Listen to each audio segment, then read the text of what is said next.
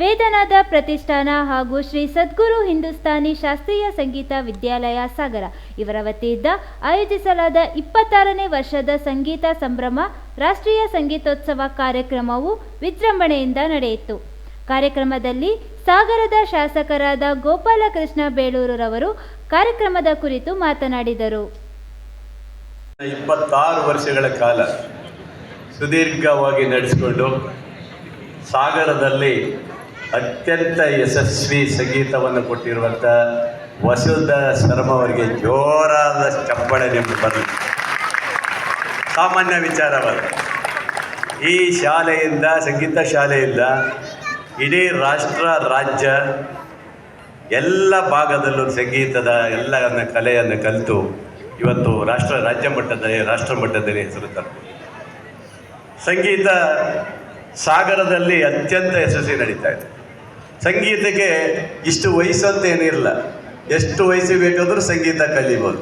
Last ಕೊನೆಯವರೆಗೆ 80-90 ವರ್ಷದವರೆಗೂ ಸಂಗೀತ ಬೇಕು ಅಂತೇಳಿ ಕೊನೆ ಲಾಸ್ಟಿಗೆ ಬಾತ್ರೂಮಾಗರು ಹಾಡು ಹೇಳ್ತಾರಲ್ಲ, ಸ್ವಲ್ಪ ಆದರೂ ಹಾಡು ಹೇಳ್ತಾರೆ. ಅಷ್ಟು ಸಂಗೀತದ ಮೇಲೆ ಆಸಕ್ತಿ ಇರುವಂಥ ಸಾಗರ, ಮೈಸೂರನ್ನು ಬಿಟ್ಟರೆ ಇಡೀ ಸಾಗರದಲ್ಲಿ 2ನೇ ಸ್ಥಾನ ಅಂತ ನನಗೆ ಶಿವಮೊಗ್ಗ ಸ್ಥಾನದಲ್ಲಿ 2 ಇರ್ಬೋದು ಅನಿಸ್ತದೆ. ಸಂಗೀತ, ಡ್ಯಾನ್ಸು, ನಾಟಕ, ಯಕ್ಷಗಾನ, ಇನ್ನೂ ಹಲವಾರು ಚಟುವಟಿಕೆಗಳ ಕೇಂದ್ರ ಈ ಒಂದು ನಮ್ಮ ಸಾಗರ. ಬಂಧುಗಳೇ, ಇಷ್ಟೇ ಇಂಥ ಒಂದು ಕಲೆಯನ್ನು ಇಷ್ಟು ಎತ್ತರಕ್ಕೆ ಬೆಳೆಸಿ 26 ವರ್ಷಗಳ ಸತತ ಶ್ರಮ ಸುಧಾ ಶರ್ಮ ಅವರು ಹಾಕಿದ್ದಾರೆ. ನಿಜವಾಗಲೂ ಮತ್ತು ಅವರು ಇವತ್ತು ಹೇಳ್ದಂಗೆ ನಮ್ಮ ಸಂಗೀತ ಲೋಕದ, ನಮ್ಮ ಸಾಗರದ ಒಂದು ನವತಾರೆ ಅಂತಲೇ ಹೇಳ್ಬೋದು. ಇಡೀ ಸಂಗೀತ ಲೋಕದ ನವತಾರೆ ಅಂತ ಹೇಳ್ಬೋದು. ಅವರಲ್ಲಿರುವಂಥ ಒಂದು ಕಳೆ, ನಮ್ಮ ಸುಬ್ಬಲಕ್ಷ್ಮಿ ಅವ್ರನ್ನೆಲ್ಲ ನೋಡ್ತಿದ್ದೀವಿ ಆ ಕಾಲದಲ್ಲೆಲ್ಲ, ಹಾಗೆ ಅವ್ರ ಥರ ಒಂದು ಕಳೆನೇ ಇಲ್ಲ. ಕಳೆ, ಸಂಗೀತದ ಒಂದು ಕಳೆ ಅವರಲ್ಲಿ ಮೈ ತುಂಬಿ ಬಂದಿದೆ. ಹಾಗಾಗಿ ಇವತ್ತು ಸಾಗರದಲ್ಲಿ ಇಂಥ ಒಂದು ಕಾರ್ಯಕ್ರಮ ಪ್ರತಿ ವರ್ಷ ನಡೆಸ್ತಾರೆ. ಅದು ಈ ವರ್ಷ 26ನೇ ವರ್ಷದ ನಡೆಸೋದಂದರೆ ನಿಜವಾಗ್ಲೂ ಭಾಳ ಖುಷಿಯಾಗುವಂಥ ವಿಚಾರ. ನನಗೆ ಅನ್ನಿಸ್ತಾರೆ, ಇವತ್ತು ಸಾಗರದಲ್ಲಿ ಇಷ್ಟು ವರ್ಷಗಳ ರಂಗಮಂದಿರ ಇರಲಿಲ್ಲ. ಇದು ಈ ರಂಗಮಂದಿರದ ಈ ಒಂದು ಜಾಗದಲ್ಲಿ ಅಥವಾ ಕಾಗೋಡು ರಂಗಮಂದಿರದಲ್ಲಿ ನಡೆಸಿದೆ.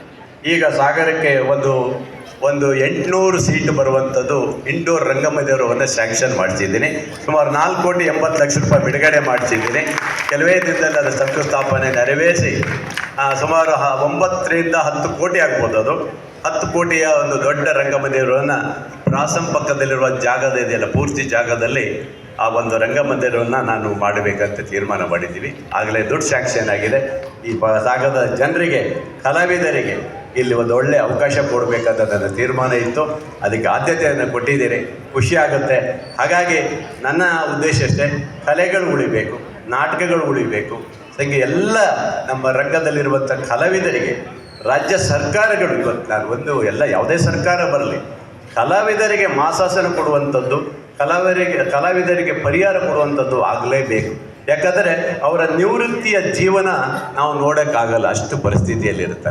ಆ ನೊಂದ ಕಲಾವಿದರು, ಈ ನಾಡಿಗೆ ಸೇವೆ ಮಾಡಿದ್ದ ಕಲಾವಿದರಿಗೆ ರಾಜ್ಯ ಸರ್ಕಾರ ಈ ವರ್ಷ ಸ್ವಲ್ಪ ಜಾಸ್ತಿ ಮಾಡಿದೆ, ಸಾಕಾಗಲ್ಲ. ಆದರೆ ರಾಜ್ಯ ಸರ್ಕಾರದ ಪ್ರತಿನಿಧಿಯಾಗಿ ನಾನು ಹೇಳ್ತಾ ಇದ್ದೇನೆ, ರಾಜ್ಯ ಸರ್ಕಾರಕ್ಕೂ ಒತ್ತಾಯ ಮಾಡಬೇಕಂತ ಇದ್ದೇನೆ. ಕಲಾವಿದರಿಗೆ ಮಾಸಾಸನ ಜಾಸ್ತಿ ಕೊಡಬೇಕು. ಅವರು ಬದುಕು ಚೆನ್ನಾಗಿರಬೇಕು. ಅವರ ಬದುಕು ಚೆನ್ನಾಗಿದ್ದಾಗ ನಮಗೆ ಸಂತೋಷ ಆಗುತ್ತೆ ಅಂತ ಹೇಳ್ಬೋದು. ಆ ಥರ ಆಗಬೇಕನ್ನೋದು ಉದ್ದೇಶ. ಹಾಗಾಗಿ ನಾಟಕ ಇರ್ಬೋದು, ಯಾವುದೇ ರಂಗದಲ್ಲಿರುವಂಥ ಕಲಾವಿದರಿಗೆ ಹೆಚ್ಚಿನ ಆದ್ಯತೆಯನ್ನು ಸರ್ಕಾರಗಳು ಕೊಡಬೇಕಂತ ಹೇಳ್ತಾ, ಮತ್ತು ಕನ್ನಡ ಹೇ ಸಾಗರ ರೆಡಿಯಾ? ಸಹ್ಯಾದ್ರಿ ನಾಡು ಈಗ ಹಾಟ್ಸ್ಪಾಟ್. ಸಂಸ್ಕೃತಿ, ಸಾಧನೆ, ಸೂಪರ್ ಮ್ಯೂಸಿಕ್ ಎಲ್ಲವೂ ಒಂದೇ ವೇದಿಕೆಯಲ್ಲಿ, ಒಂದೇ ಸಂಭ್ರಮದಲ್ಲಿ. ಸುದ್ದಿ ಸಹ್ಯಾದ್ರಿ ಪತ್ರಿಕಾ ಬಳಗ ಪ್ರಸ್ತುತಪಡಿಸುತ್ತಿದೆ ಸಾಂಸ್ಕೃತಿಕ ಸಂಜೆ ಹಾಗೂ ರಾಜ್ಯ ಮಟ್ಟದ ಸಹ್ಯಾದ್ರಿ ಸಾಧಕ ಪ್ರಶಸ್ತಿ. ಯಾವಾಗ ಅಂತ ಯೋಚನೆ ಮಾಡ್ತಾ ಇದ್ದೀರಾ? ಇದೇ ತಿಂಗಳ ಜನವರಿ 31, 2026 ಸಂಜೆ 4:30ಕ್ಕೆ ಸಾಗರದ ಸಂಗೊಳ್ಳಿ ರಾಯಣ್ಣ ಕ್ರೀಡಾಂಗಣದಲ್ಲಿ. ಕಾರ್ಯಕ್ರಮದ ಉದ್ಘಾಟನೆಯನ್ನು ಶ್ರೀ ಶ್ರೀ ಜಗದ್ಗುರು ಡಾಕ್ಟರ್ ಬಸವ ಮಾಚಿದೇವ ಮಹಾಸ್ವಾಮೀಜಿಗಳು, ಜಗದ್ಗುರು ಶ್ರೀ ಮಾಚಿದೇವ ಮಹಾಸಂಸ್ಥಾನ ಮಠ ಚಿತ್ರದುರ್ಗ ನೆರವೇರಿಸಲಿದ್ದಾರೆ. ನಮ್ಮ ಕಾರ್ಯಕ್ರಮದ ಸ್ಪೆಷಲ್ ಗೆಸ್ಟ್ ಆಗಿ ಬರ್ತಾ ಇದ್ದಾರೆ ಕನ್ನಡ ಚಲನಚಿತ್ರದ ಖ್ಯಾತ ನಟ, ನಿರೂಪಕ ಸೃಜನ್ ಲೋಕೇಶ್ ಅವರು. ವಿಶೇಷ ಆಹ್ವಾನಿತರಾಗಿ ಚಲನಚಿತ್ರ ಸಂಗೀತ ನಿರ್ದೇಶಕ ಸಾಹಿತಿಯಾಗಿರುವ ವಿ ಮನೋಹರ್ ರವರು ಆಗಮಿಸುತ್ತಿದ್ದಾರೆ.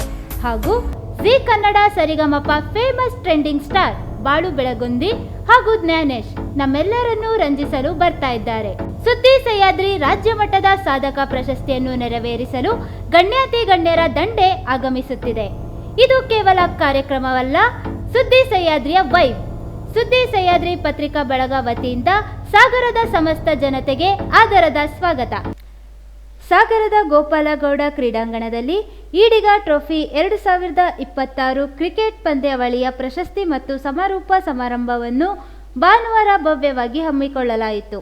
ಈ ಕಾರ್ಯಕ್ರಮದಲ್ಲಿ ಸಾಗರ ಮತ್ತು ಹೊಸನಗರ ಶಾಸಕರಾದ ಗೋಪಾಲಕೃಷ್ಣ ಬೇಳೂರು ವಿಜೇತ ಹಾಗೂ ರನ್ನರ್-ಅಪ್ ತಂಡಗಳಿಗೆ ಟ್ರೋಫಿ ಮತ್ತು ಬಹುಮಾನಗಳನ್ನು ವಿತರಿಸಿ ಮಾತನಾಡಿದರು.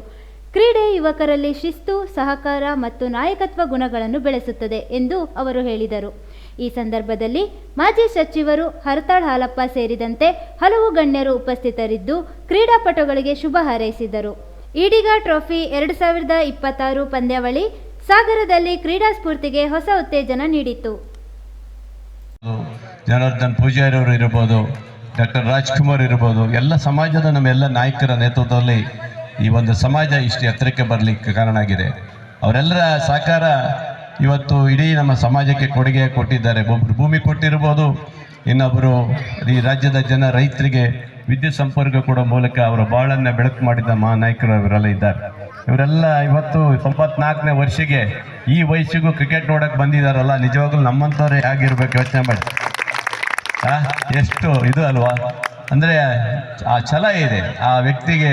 ನಾನು ಮಾಡಿದ್ದೀನಿ, ಇನ್ನೂ ಮಾಡಬೇಕು ಅನ್ನೋ ಒಂದು ಆಸೆ ಇದೆಯಲ್ಲ, ಅದು ನಿಜವಾಗ್ಲೂ ಖುಷಿ ತರುತ್ತೆ. ನಮ್ಮಂಥ ಯುವಕರಿಗೆ ಅವರೇ ಮಾರ್ಗದರ್ಶನ ಅಂತ ಹೇಳ್ಬೋದು. ನೋಡಿ ಇವತ್ತು ಟೀ ಶರ್ಟ್ ಹಾಕಿ ಪ್ಯಾಂಟ್ ಹಾಕಿ ಹೆಂಗೆ ಬಂದೈತಿ ಇವತ್ತು ಅಲ್ವಾ.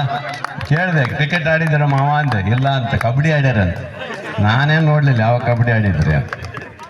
ಆಡಿದ್ರೆ ಮಾವ ಮತ್ತು ಅವಾಗ ಹೇಳಿದೆ ಆಡಿದ್ದೀರಂದರೆ ಕಬಡ್ಡಿ ಆಡಿದ್ರೆ ಆಡ್ಯಾರ ಹಾಗೆ ಇರ್ಬೋದೇನು. ಅವಾಗೆಲ್ಲ ಕ್ರಿಕೆಟ್ ಇರಲಿಲ್ಲಲ್ಲ, ಕ್ರಿಕೆಟೆಲ್ಲ ಬಂದಿದ್ದು ಇವಾಗ. ಹೀಗೆ ಸಮಾಜ ಒಂದಾಗಿ ಬಂದಿದೆ, ಎಲ್ಲರೂ ಸೇರಿ ಒಂದಾಗಿ. ಹಾಗಂತೇಳಿ ಸಮಾಜ ದೊಡ್ಡ ಸಮಾಜ ಅಂತೇಳಿ ಸಣ್ಣ ಪುಟ್ಟ ಸಮಾಜದ ಮೇಲೆ ಯಾವತ್ತೂ ದಬ್ಬಾಳಿಕೆ ಮಾಡಬಾರ್ದು. ಎಲ್ಲ ಸಮಾಜವನ್ನು ಒಂದುಗೂಡಿಸ್ಕೊಂಡು ನಾವೆಲ್ಲರೂ ಪ್ರೀತಿಯಿಂದ ಸ್ನೇಹದಿಂದ ಎಲ್ಲರೂ ಒಟ್ಟಾಗಿ ಹೋಗುವಂಥ ಸಮಾಜ ಇದಾಗಬೇಕು. ಮಕ್ಕಳಿಗೆ ಹೆಚ್ಚು ಶಿಕ್ಷಣ ಕೊಡುವಂಥದ್ದು ಆಗಬೇಕು ಅನ್ನೋ ಉದ್ದೇಶದಿಂದ ಎಲ್ಲರೂ ಆಟ ಆಡಿದ್ದೀರಿ, ಖುಷಿ ಆಯಿತು. ಬಂಧುಗಳೇ, ಈ ಕ್ರೀಡಾಂಗಣ ಹಿಂದೆ ನಾನೇ ಮಹನೀಯರುಗಳೇ, ಬಂದಿರುವಂಥ ಕ್ರೀಡಾಪಟುಗಳ ಮಾಧ್ಯಮದ ಸ್ನೇಹಿತರೆ, ಇಲ್ಲೇನು ಮಾತನಾಡೋ ಅಂಥದ್ದು ಅಗತ್ಯ ಇಲ್ಲ, ಹೆಚ್ಚಿಗೆ ಮಾತನಾಡೋ ಅಗತ್ಯ ಇಲ್ಲ ಅಂತೇಳಿ ಭಾವಿಸ್ತಾ, ಕಳೆದ 5 ದಿನಗಳಿಂದ ಸಮಾಜ ಬಾಂಧವರೆಲ್ಲ ಸೇರಿ ಒಂದು cricket cup, Ediga cricket cup ಈ ಹೆಸರಿನಲ್ಲಿ ಒಟ್ಟಾಗಿ ನೀವೆಲ್ಲ ಬಂಧು ಬಾಂಧವರೇ ಇದ್ದೀರಿ, ಸ್ನೇಹಿತರೇ ಇದ್ದೀರಿ, ಪರಸ್ಪರ ಪ್ರತಿದಿನ ಒಟ್ಟಿಗೆ ಓಡಾಡೋರೇ ಇದ್ದೀರಿ. ಆದರೂ ಒಂದು ಆಟೋಟದ ಈ ವ್ಯವಸ್ಥೆಯನ್ನು ಏರ್ಪಡಿಸಿಕೊಂಡು ಒಟ್ಟಾಗಿರಲಿಕ್ಕೆ ಒಂದು ಅವಕಾಶ ಮಾಡಿಕೊಟ್ಟಿದ್ದಾರೆ ಈ ಆಯೋಜಕರಿಗೆ ಮತ್ತು ಅದರೆಲ್ಲ ಪದಾಧಿಕಾರಿಗಳಿಗೆ ಮೊದಲನೇದಾಗಿ ನಾನು ಅಭಿನಂದಿಸ್ತೇನೆ. ಆಟ ಬಾರಿ ಚೆನ್ನಾಗಿ ಬಂತು, ಸ್ಕೋರ್ ಕಮ್ಮಿ ಆಯಿತು, ಆದರೂ ಕೊನೆಯ ರೋಚಕತೆ ಇತ್ತು. ಆ ರೋಚಕತೆ ಏನಾಗುತ್ತೆ ಅಂತ ಒಳ್ಳೆ ರೀತಿಯಲ್ಲಿ ನಡೆದಿದೆ. ಚೆನ್ನಾಗಿ ನಡೀಲಿ ಅಂತೇಳಿ ಹೇಳಿ ಇನ್ನೂ ಮುಂದೂ ಕೂಡ ನಡೀಲಿ, ಸಮಾಜ ಬಾಂಧವರು ಒಟ್ಟಾಗಿ ಸ್ನೇಹಿತರಾಗಿ ಬಾಳೋಣ ಅಂತೇಳಿ ಹೇಳ್ತಾ, ಇನ್ನು ಕಾಗೋಡು ತಿಮ್ಮಪ್ಪನವರು ಇಲ್ಲಿ ಗದ್ದೆ ಬೈಲಿತ್ತು. ನಾವು 8ನೇ ಕ್ಲಾಸಿಗೆ ಓದಕ್ಕೆ ಬಂದಾಗ ಇದೊಂದು ಗದ್ದೆ ಬೈಲು. ಇಲ್ಲಿ ಈ ಗದ್ದೆ ಬೈಲನ್ನು ಒಂದು ಸ್ಟೇಡಿಯಂ ಮಾಡ್ತೀವಿ ಅಂಥೇಳಿ ಮಾಡಿ ಅಂದಿನ BS ಚಂದ್ರಶೇಖರ್ ಅವರು ನೋಡ್ತಿದ್ವಿ, ಅವರೆಲ್ಲ ಓಡಾಡೋದನ್ನು ಇಲ್ಲಿ ಒಳ್ಳೆಯ ಸ್ಟೇಡಿಯಂ ಮಾಡಿದ್ದೀರಿ. ಇನ್ನೂ ಅಗತ್ಯತೆ ಇದೆ. ಸರ್ಕಾರಗಳು, ಅಧಿಕಾರದಲ್ಲಿರೋರು, ನಾವೆಲ್ಲ ಯಾರ್ಯಾರು ಅಧಿಕಾರದಾಗ ಇರ್ತೀವಿ ಅವರು ಹೆಚ್ಚಿನ ಕೆಲಸ ಕಾರ್ಯಗಳು ಇಲ್ಲಿ ಮಾಡಬೇಕಾಗಿದೆ. ಹಾಗಾಗಿ ಈ ಊರಿನಲ್ಲಿ ಇಂಥ ಒಂದು ಸ್ಟೇಡಿಯಂ ಇದೆ ಅಂತ ಹೇಳಿದ್ರೆ ಅದಕ್ಕೆ ಕಾಗೋಡು ತಿಮ್ಮಪ್ಪನವರ ಮತ್ತು BS ಚಂದ್ರಶೇಖರ್ ಅವರ ಕೊಡುಗೆ ಅಪಾರವಾಗಿದೆ. ಅವರನ್ನು ಈ ಸಂದರ್ಭದಲ್ಲಿ ನೆನೆಸ್ಕೊಂಡು ತಮ್ಮೆಲ್ಲರಿಗೆ ಶುಭವಾಗಲಿ. ಕಳೆದ 5 ದಿನಗಳಿಂದ ಒಟ್ಟಿಗೆ ಮಾತು ಕತೆ ಊಟ ಉಪಚಾರ ಮಾಡಿದಿರಲ್ಲ, ಅದು ಹೆಚ್ಚು ಬಾಂಧವ್ಯವನ್ನು ಬೆಳೀತದೆ. ಕೇಳಿ ತಾವೆಲ್ಲ ಒಂದೇ ಸಮಾಜದವರು ಮತ್ತು ಸ್ನೇಹಿತರು, ರಕ್ತ ಸಂಬಂಧಿಗಳು ಇದ್ದೀರಿ. ಆದರೂ ಈ ಸ್ಪರ್ಧಾತ್ಮಕ ಭಾವದಿಂದ ಆಡಿ ಇವತ್ತು ಗೆದ್ದವರಿಗೆ ಹಾಗೂ ಇಲ್ಲಿ ಭಾಗವಹಿಸಿದವರಿಗೆ ಎಲ್ರಿಗೂ ಅಭಿನಂದನೆಗಳು, ಎಲ್ರಿಗೂ ನಮಸ್ಕಾರಗಳು. ಹೇ ಸಾಗರ ರೆಡಿಯಾ? ಸಹ್ಯಾದ್ರಿ ನಾಡು ಈಗ ಹಾಟ್ಸ್ಪಾಟ್. ಸಂಸ್ಕೃತಿ, ಸಾಧನೆ, ಸೂಪರ್ ಮ್ಯೂಸಿಕ್ ಎಲ್ಲವೂ ಒಂದೇ ವೇದಿಕೆಯಲ್ಲಿ, ಒಂದೇ ಸಂಭ್ರಮದಲ್ಲಿ. ಸುದ್ದಿ ಸಹ್ಯಾದ್ರಿ ಪತ್ರಿಕಾ ಬಳಗ ಪ್ರಸ್ತುತಪಡಿಸುತ್ತಿದೆ ಸಾಂಸ್ಕೃತಿಕ ಸಂಜೆ ಹಾಗೂ ರಾಜ್ಯ ಮಟ್ಟದ ಸಹ್ಯಾದ್ರಿ ಸಾಧಕ ಪ್ರಶಸ್ತಿ. ಯಾವಾಗ ಅಂತ ಯೋಚನೆ ಮಾಡ್ತಾ ಇದ್ದೀರಾ? ಇದೇ ತಿಂಗಳ ಜನವರಿ 31, 2026 ಸಂಜೆ 4:30ಕ್ಕೆ ಸಾಗರದ ಸಂಗೊಳ್ಳಿ ರಾಯಣ್ಣ ಕ್ರೀಡಾಂಗಣದಲ್ಲಿ. ಕಾರ್ಯಕ್ರಮದ ಉದ್ಘಾಟನೆಯನ್ನು ಶ್ರೀ ಶ್ರೀ ಜಗದ್ಗುರು ಡಾಕ್ಟರ್ ಬಸವ ಮಾಚಿದೇವ ಮಹಾಸ್ವಾಮೀಜಿಗಳು, ಜಗದ್ಗುರು ಶ್ರೀ ಮಾಚಿದೇವ ಮಹಾಸಂಸ್ಥಾನ ಮಠ ಚಿತ್ರದುರ್ಗ ನೆರವೇರಿಸಲಿದ್ದಾರೆ.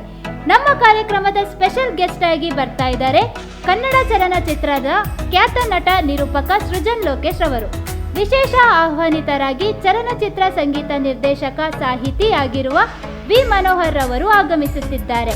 ಹಾಗೂ ಜಿ ಕನ್ನಡ ಸರಿಗಮಪ ಫೇಮಸ್ ಟ್ರೆಂಡಿಂಗ್ ಸ್ಟಾರ್ ಬಾಳು ಬೆಳಗುಂದಿ ಹಾಗೂ ಜ್ಞಾನೇಶ್ ನಮ್ಮೆಲ್ಲರನ್ನೂ ರಂಜಿಸಲು ಬರ್ತಾ ಇದ್ದಾರೆ. ಸುದ್ದಿ ಸಹ್ಯಾದ್ರಿ ರಾಜ್ಯ ಮಟ್ಟದ ಸಾಧಕ ಪ್ರಶಸ್ತಿಯನ್ನು ನೆರವೇರಿಸಲು ಗಣ್ಯಾತಿ ಗಣ್ಯರ ದಂಡೆ ಆಗಮಿಸುತ್ತಿದೆ. ಇದು ಕೇವಲ ಕಾರ್ಯಕ್ರಮವಲ್ಲ, ಸುದ್ದಿ ಸಹ್ಯಾದ್ರಿಯ ವೈಬ್. ಸುದ್ದಿ ಸಹ್ಯಾದ್ರಿ ಪತ್ರಿಕಾ ಬಳಗ ವತಿಯಿಂದ ಸಾಗರದ ಸಮಸ್ತ ಜನತೆಗೆ ಆದರದ ಸ್ವಾಗತ. ಸಮಾಜಮುಖಿ ಸೇವೆಯಿಂದ ದಾನಿಗಳ ಹೆಸರು ಶಾಶ್ವತವಾಗಿ ಉಳಿಯುತ್ತದೆ ಎಂದು ಶಾಸಕ ಹಾಗೂ ಅರಣ್ಯ ಕೈಗಾರಿಕಾ ನಿಗಮದ ಅಧ್ಯಕ್ಷ ಗೋಪಾಲಕೃಷ್ಣ ಬೇಳೂರು ಹೇಳಿದರು. ಸಾಗರದ ಜೋಗ ಬಸ್ ನಿಲ್ದಾಣದ ಕೋರ್ಟ್ ವೃತ್ತದಲ್ಲಿ ಲಯನ್ಸ್ ಸಂಸ್ಥೆ ವತಿಯಿಂದ ದಿವಂಗತ ಈಶ್ವರಪ್ಪ ನಾಯಕ್ ಸ್ಮರಣಾರ್ಥ ಬಸ್ ತಂಗುದಾಣ ನಿರ್ಮಾಣದ ಶಂಕುಸ್ಥಾಪನೆ ನೆರವೇರಿಸಿ ಅವರು ಮಾತನಾಡಿದರು. ಲಯನ್ಸ್ ಸಂಸ್ಥೆ ನಿರಂತರವಾಗಿ ಸಮಾಜ ಸೇವೆಯಲ್ಲಿ ತೊಡಗಿಸಿಕೊಂಡಿದ್ದು ದಾನಿಗಳಿಗೆ ಉತ್ತಮ ವೇದಿಕೆಯಾಗುತ್ತಿದೆ ಎಂದರು. ಕಾರ್ಯಕ್ರಮದಲ್ಲಿ ಲಯನ್ಸ್ ಜಿಲ್ಲಾ ಗವರ್ನರ್ ಸ್ವಪ್ನ ಸುರೇಶ್, ಮಾಜಿ ವಿಧಾನ ಪರಿಷತ್ ಸದಸ್ಯೆ ಪ್ರಫುಲ್ಲ ಮಧುಕರ್ ಸೇರಿದಂತೆ ಹಲವರು ಉಪಸ್ಥಿತರಿದ್ದರು. ಆ ಸಂದರ್ಭದಲ್ಲಿ ಇಲ್ಲಿ ನಮ್ಮ ಲಯನ್ಸ್ ಸದಸ್ಯರು ನಮ್ಮ ನಾಗರಾಜ್ ಅವರೆಲ್ಲ ಒಂದು ಯೋಚನೆಯನ್ನು ಮಾಡಿದ್ರು. ಇಲ್ಲ, ಜನ ಇಲ್ಲಿ ಬಿಸಿಲಲ್ಲಿ ನಿಂತ್ಕೊಳ್ತಾರೆ, ಆ ರೀತಿ ಆಗಬಾರ್ದು, ನಮ್ಮ ಲಯನ್ಸ್ ಸಂಸ್ಥೆಯಿಂದ ಏನಾರು ಒಂದು ಸೇವೆಯನ್ನ ಮಾಡಬೇಕು ಅಂತ ಹೇಳುವಂತ ದೃಷ್ಟಿಯಿಂದ ಇಲ್ಲಿ ಒಂದು 30 ಅಡಿ ಉದ್ದದಲ್ಲಿ ಒಂದು ಬಸ್ಸು ತಂಗುದಾಣವನ್ನ ವಿಶಿಷ್ಟವಾಗಿ, ಹೇಗೆ ಬ್ಯಾಂಗ್ಳೂರಲ್ಲಿ ನಾವು ದೊಡ್ಡ ದೊಡ್ಡ ಶಾಲೆಗಳಲ್ಲಿ ಒಂದು ಅದ್ಭುತವಾದಂತಹ ಬಸ್ ಶೆಲ್ಟರ್ಗಳನ್ನ ನೋಡ್ತೇವೋ ಅದೇ ರೀತಿ ನಾವು ಇಲ್ಲೊಂದು ಬಸ್ ಶೆಲ್ಟರ್ನ ಮಾಡಬೇಕು ಅಂತ ಹೇಳುವಂತ ಪ್ರಸಂಗ ಬಂತು. ಅವಾಗ ಸನ್ಮಿತರಾದಂತ ನಮ್ಮ ಲಯನ್ ನಾಗರಾಜ್ ಅವರು, ಇಲ್ಲ, ಇದು ನಾವು ಲಯನ್ಸ್ ಇಂದನೇ ಮಾಡಬೇಕು, ಅದು ಮಾಡೋದಕ್ಕೆ ನನ್ನ ಸಂಪೂರ್ಣವಾದ ಆರ್ಥಿಕ ಏನು ಖರ್ಚು ವೆಚ್ಚ ಏನು ಬರ್ತದೆ ಅದಷ್ಟನ್ನು ನಾನೇ ಮಾಡ್ತೇನೆ, ಆದರೆ ಒಂದು ಕಂಡೀಷನ್ ಇದೆ ಅಂತ ಹೇಳಿದ್ರು ನಮ್ಮ ಹತ್ರ. ಆಯ್ತು, ಏನ್ ಮಾರ್ರೆ ಹೇಳಿ ಮಾರ್ರೆ ಕಂಡೀಷನ್ ಹೇಳಿದ್ರು. ಇಲ್ಲ, ಅಪ್ಪನ ಹೆಸರು ಇಡಬಹುದಾ ಅಂತ ಹೇಳಿದ್ರು. ಕಂಡೀಷನ್ ಅಂತ ಹೇಳ್ಕೊಂಡು ಅಪ್ಪನ ಹೆಸರು ಇಡಬಹುದಾ ಅಂತ ಮತ್ತೆ ರಿಕ್ವೆಸ್ಟ್ ಮಾಡ್ತಾರೆ. ಅವಾಗ ನಾವು ಹೇಳಿದ್ವಿ, ಇಲ್ಲ, ಈಶ್ವರಪ್ಪ ನಾಯಕರು ನಮ್ಗೆಲ್ಲರಿಗೂ ಬೇಕಾದಂತವ್ರು, ಒಂದು ಸಾಮಾಜಿಕ ನ್ಯಾಯ. ಮೇಡಮ್ ಅವರು ಇವತ್ತು ಬಂದಿದ್ದಾರೆ, ಇಲ್ಲಿ ಕೂತ್ಕೊಂಡಿದ್ದಾರೆ ಅಂತ ಹೇಳಿದ್ರೆ, ಇವತ್ತು ಅನೇಕ ಜನರಿಗೆ ಒಂದು ಸೋಷಿಯಲ್ ಜಸ್ಟಿಸ್ ಅಂತ ನಾವೇನ್ ಹೇಳ್ತೇವೆ, ಆ ಸೋಷಿಯಲ್ ಜಸ್ಟಿಸ್ ಅನ್ನ ಕೊಟ್ಟಂತ ಒಂದು ಏನಾದ್ರು ನಮ್ಮ ವಕೀಲರುಗಳಲ್ಲಿ ಇದ್ರೆ ತೆರೆಮರೆಯಲ್ಲಿ ಅದು ಈಶ್ವರಪ್ಪ ನಾಯಕರು ಅಂತ ಹೇಳುವಂತದ್ದನ್ನ ನಾನು ನೆನ್ಪು ಮಾಡ್ಕೊಳ್ಬೇಕಾಗ್ತದೆ. ಯಾಕೆ ಅನೇಕ ಸಂದರ್ಭದಲ್ಲಿ ನನಗೆ ಬಹಳಷ್ಟು ವರ್ಷ. ಹೇ ಸಾಗರ, ರೆಡಿಯಾ? ಸಹ್ಯಾದ್ರಿ ನಾಡು ಈಗ ಹಾಟ್ ಸ್ಪಾಟ್. ಸಂಸ್ಕೃತಿ, ಸಾಧನೆ, ಸೂಪರ್ ಮ್ಯೂಸಿಕ್ ಎಲ್ಲವೂ ಒಂದೇ ವೇದಿಕೆಯಲ್ಲಿ, ಒಂದೇ ಸಂಭ್ರಮದಲ್ಲಿ. ಸುದ್ದಿ ಸಹ್ಯಾದ್ರಿ ಪತ್ರಿಕಾ ಬಳಗ ಪ್ರಸ್ತುತಪಡಿಸುತ್ತಿದೆ ಸಾಂಸ್ಕೃತಿಕ ಸಂಜೆ ಹಾಗೂ ರಾಜ್ಯ ಮಟ್ಟದ ಸಹ್ಯಾದ್ರಿ ಸಾಧಕ ಪ್ರಶಸ್ತಿ. ಯಾವಾಗ ಅಂತ ಯೋಚನೆ ಮಾಡ್ತಾ ಇದ್ದೀರಾ? ಇದೇ ತಿಂಗಳ ಜನವರಿ 31, 2026 ಸಂಜೆ 4:30ಕ್ಕೆ ಸಾಗರದ ಸಂಗೊಳ್ಳಿ ರಾಯಣ್ಣ ಕ್ರೀಡಾಂಗಣದಲ್ಲಿ. ಕಾರ್ಯಕ್ರಮದ ಉದ್ಘಾಟನೆಯನ್ನು ಶ್ರೀ ಶ್ರೀ ಜಗದ್ಗುರು ಡಾಕ್ಟರ್ ಬಸವ ಮಾಚಿದೇವ ಮಹಾಸ್ವಾಮೀಜಿಗಳು, ಜಗದ್ಗುರು ಶ್ರೀ ಮಾಚಿದೇವ ಮಹಾಸಂಸ್ಥಾನ ಮಠ ಚಿತ್ರದುರ್ಗ ನೆರವೇರಿಸಲಿದ್ದಾರೆ. ನಮ್ಮ ಕಾರ್ಯಕ್ರಮದ ಸ್ಪೆಷಲ್ ಗೆಸ್ಟ್ ಆಗಿ ಬರ್ತಾ ಇದ್ದಾರೆ ಕನ್ನಡ ಚಲನಚಿತ್ರದ ಖ್ಯಾತ ನಟ ನಿರೂಪಕ ಸೃಜನ್ ಲೋಕೇಶ್ ಅವರು.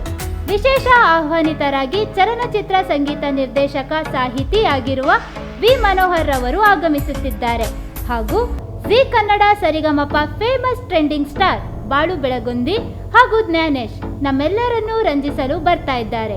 ಸುದ್ದಿ ಸಹ್ಯಾದ್ರಿ ರಾಜ್ಯ ಮಟ್ಟದ ಸಾಧಕ ಪ್ರಶಸ್ತಿಯನ್ನು ನೆರವೇರಿಸಲು ಗಣ್ಯಾತಿ ಗಣ್ಯರ ದಂಡೆ ಆಗಮಿಸುತ್ತಿದೆ. ಇದು ಕೇವಲ ಕಾರ್ಯಕ್ರಮವಲ್ಲ, ಸುದ್ದಿ ಸಹ್ಯಾದ್ರಿಯ ವೈಬ್. ಸುದ್ದಿ ಸಹ್ಯಾದ್ರಿ ಪತ್ರಿಕಾ ಬಳಗ ವತಿಯಿಂದ ಸಾಗರದ ಸಮಸ್ತ ಜನತೆಗೆ ಆದರದ ಸ್ವಾಗತ. ಮನರೇಗಾ ಯೋಜನೆಯ ಹೆಸರನ್ನು ಬದಲಾಯಿಸಲು ಕೇಂದ್ರ ಸರ್ಕಾರ ಮುಂದಾಗಿರುವುದು ಖಂಡನೀಯ ಎಂದು ಶಾಸಕ ಹಾಗೂ ಅರಣ್ಯ ಕೈಗಾರಿಕಾ ನಿಗಮದ ಅಧ್ಯಕ್ಷ ಗೋಪಾಲಕೃಷ್ಣ ಬೇಳೂರು ಹೇಳಿದರು. ಸೋಮವಾರ ಸಾಗರ ನಗರಸಭೆ ಆವರಣದ ಗಾಂಧಿ ಪ್ರತಿಮೆ ಎದುರು ಬ್ಲಾಕ್ ಕಾಂಗ್ರೆಸ್ ವತಿಯಿಂದ ಹಮ್ಮಿಕೊಂಡಿದ್ದ ಧರಣಿ ಕಾರ್ಯಕ್ರಮದಲ್ಲಿ ಮಾತನಾಡಿದ ಅವರು, ಮಹಾತ್ಮ ಗಾಂಧಿ ಹೆಸರನ್ನು ತೆಗೆದುಹಾಕುವ ಕ್ರಮ ಪ್ರಧಾನಿ ಮೋದಿ ಅವರ ರಾಜಕೀಯ ಸಣ್ಣತನವನ್ನು ತೋರಿಸುತ್ತದೆ ಎಂದರು. ಕೇಂದ್ರ ಸರ್ಕಾರ ರಾಜ್ಯಕ್ಕೆ ನೀಡುತ್ತಿದ್ದ ಅನುದಾನಗಳನ್ನು ನಿಲ್ಲಿಸಿರುವುದರಿಂದ ರೈತರು ಮತ್ತು ಗ್ರಾಮೀಣ ಜನತೆ ಸಂಕಷ್ಟದಲ್ಲಿದ್ದಾರೆ ಎಂದು ಆರೋಪಿಸಿದರು. ಮನರೇಗಾ ಹೆಸರು ಬದಲಾವಣೆ ತಕ್ಷಣ ಕೈಬಿಡಬೇಕು, ಇಲ್ಲದಿದ್ದರೆ ಬೃಹತ್ ಪ್ರತಿಭಟನೆ ನಡೆಸಲಾಗುವುದು ಎಂದು ಎಚ್ಚರಿಸಿದರು. ಈ ದೇಶದಲ್ಲಿ ಒಂದು ಕ್ರಾಂತಿಕಾರವಾದಂತಹ ನಾಯಕರು ಪತ್ರಿಕೆಗೆ ಸ್ಟೇಟ್ಮೆಂಟ್ ಕೊಡ್ತಾ ಇರೋ ನಿಮಿಷ ಪ್ಲೀಸ್. ಗಾಂಧೀಜಿಯವರು ಹೇಳಿದ ಹಳ್ಳಿ ಉದ್ಧಾರ ಆದರೆ ದೇಶ ಉದ್ಧಾರ ಆಗಲಿ ಅನ್ನೋ ರೀತಿಯಲ್ಲಿ ದೇಶದಲ್ಲಿ ಒಂದು ಕ್ರಾಂತಿಕಾರಿಕ ಬದಲಾವಣೆ ತಂದಂಥದ್ದು ನರೇಗಾ ಉದ್ಯೋಗ ಖಾತ್ರಿ. ಪ್ರೆಸ್ ಮೀಟ್ ಮಾಡ್ತಾ ಇದ್ದಾರೆ. ಬಹಳ ವರ್ಷಗಳಿಂದ ಹಳ್ಳಿಯ ಭಾಗದಲ್ಲಿ ಪ್ರೆಸ್ ಮೀಟ್ ಮಾಡ್ತಾ ಇದ್ದಾರೆ. ತೋಟ ಇರಬಹುದು, ರಸ್ತೆ ಇರಬಹುದು, ಇನ್ನೊಂದು ದಿನನಿತ್ಯ ತನ್ನ ಕೂಲಿಗೋಸ್ಕರ ಬಹಳ ಕಷ್ಟ ಇತ್ತು ಆ ಕಾಲದಲ್ಲಿ. ಅಂಥದ್ರಲ್ಲೂ ಸಹ ಆ ಬಡವರಿಗೆ ಜನರಿಗೆ ಕೂಲಿ ಕೊಡಬೇಕಾದ ರೀತಿಯಲ್ಲಿ ಆ ಕಾಲದಲ್ಲಿ ಬಡವರಿಗೆ ಅನ್ನ ಕೊಡುವ ರೀತಿಯಲ್ಲಿ ಒಂದು ಕಾರ್ಯಕ್ರಮವನ್ನು ರೂಪಣೆ ಮಾಡಿದ್ರು. ಅದು ಬಹಳ ಅದ್ಭುತವಾಗಿ ನಡೀತು. ಆದರೆ ಇತ್ತೀಚಿನದಲ್ಲಿ ಈಗ ಒಂದು 2 ವರ್ಷ ಈಚೆಗಂತೂ ಕೇಂದ್ರದ ಹಣನೇ ಬರ್ತಾ ಇಲ್ಲ. ಕೇಂದ್ರ ಹಣ ಬರದೆ ಬರೀ ರಾಜ್ಯ ಸರ್ಕಾರದ ಹಣದಲ್ಲಿ ಆಗಲ್ಲ. ಕೇಂದ್ರದ 60% ಬರಬೇಕು, ರಾಜ್ಯ ಸರ್ಕಾರದ 40% ಬರಬೇಕು. ಕೇಂದ್ರದ ಹಣ ಬರದೇ ಇರೋದ್ರಿಂದ ಬಹಳಷ್ಟು ಉದ್ಯೋಗ ಖಾತ್ರಿ ಯೋಜನೆಗಳು ನಿಂತೋಗಿದೆ. ಯಾವ ದೇಶದಲ್ಲಿ ಇವತ್ತು ರೈತರ ಪರವಾಗಿ ಬಡವರ ಪರವಾಗಿ ಇದೀನಂತ ಮೋದಿಜಿಯವ್ರಿಗೆ ಹೇಳ್ತೀರಿ, ಇವತ್ತು ರಾಜ್ಯ ಸರ್ಕಾರ ನೀವು ಹೇಳ್ತೀರಿ, ನಿಜವಾಗಲೂ ಇದು ಅವ್ರಿಗೆ ಗೌರವ ತರುವಂತದ್ದಲ್ಲ. ಇಡೀ ಈ ರೀತಿಯ ಒಂದು ಒಳ್ಳೆ ಯೋಜನೆಯನ್ನ ನೀವು ರದ್ದು ಮಾಡಿ ರಾಮ್ ಜಿ ಅಂತ ತರುವಂತದ್ದು ಏನು ಉದ್ದೇಶ ಇತ್ತು? ಏನಂದ್ರೆ ಗಾಂಧೀಜಿಯವರಿಗೆ ನಿಮಗೆ ಬೇಡವಾಗಿದೆಯಾ?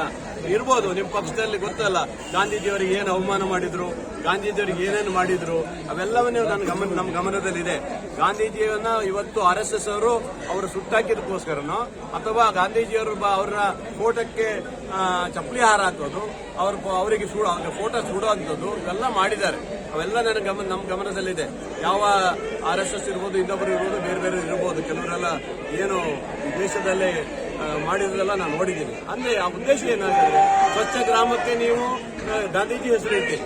ಇವತ್ತು ಅಂತ ಹೆಸರನ್ನು ತೆಗೆದು ನೀವು ಬೇರೆ ಇಡ್ಲಿಕ್ಕೆ ಯಾಕೆ ಹೋಗ್ಬೇಕಾಗಿತ್ತು ಅಲ್ವಾ? ಹಾಗಾಗಿ ನರೇಂದ್ರ ಮೋದಿ ಅವರು ದೇಶದ ಒಬ್ಬ ಪ್ರಧಾನಮಂತ್ರಿಗಳಾಗಿ ಈ ರೀತಿಯ ಸಣ್ಣ ಇದಕ್ಕೆ ಕೈ ಹಾಕೋದು ಬೇಡದಾಗಿತ್ತು.